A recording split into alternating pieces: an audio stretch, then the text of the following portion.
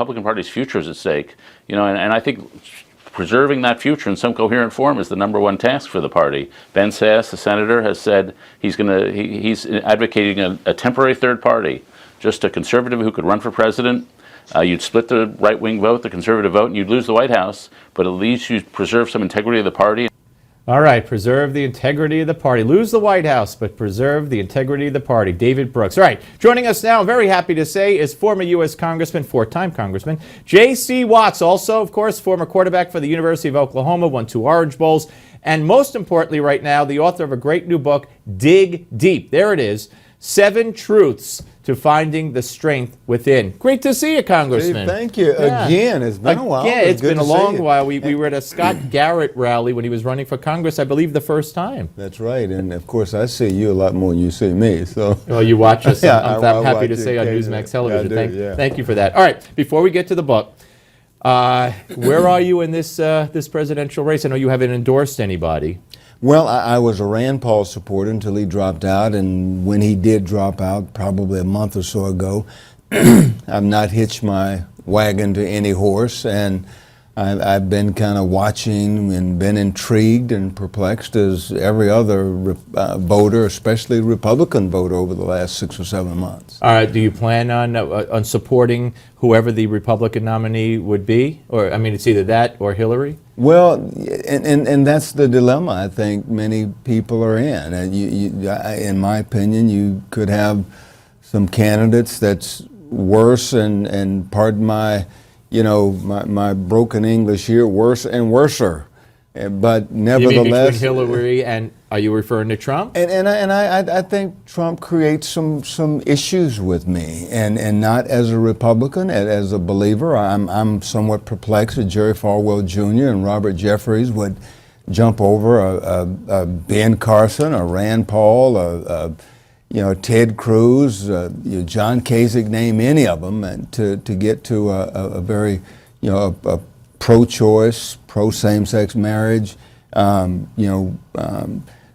pro-abortion, and about a week ago came out, saying good things about Planned Parenthood, knowing what they've done. I, as a believer, I don't paint with a broad brush and say that one of every demographic is a certain way. I've felt the sting of that in my lifetime.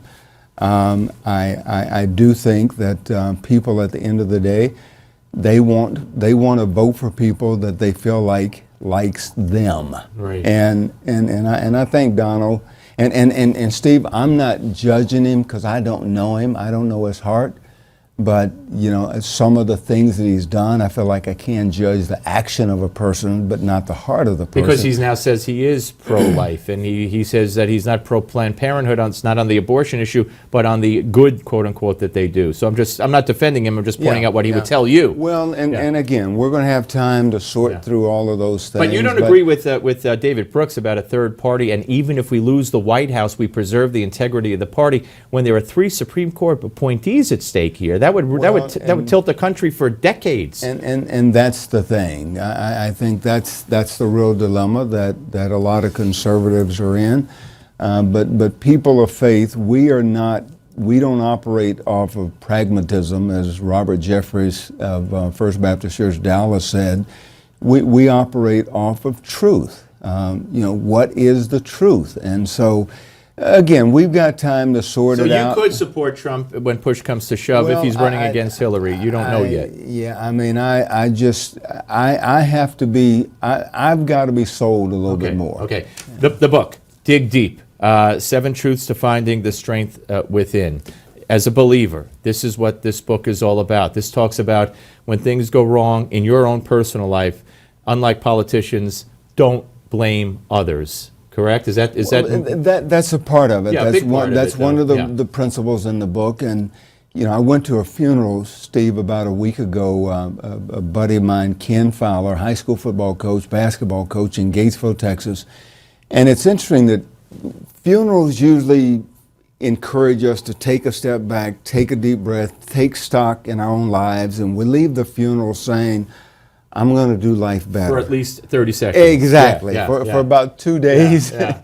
and then we kind of get back in our old ways. And what this book is about is saying, don't allow your dysfunctions, and we all are dysfunctional. Absolutely. It's just a matter of degree. Absolutely. Don't allow your dysfunctions to become your normal. And we talk about forgiveness or unforgiveness.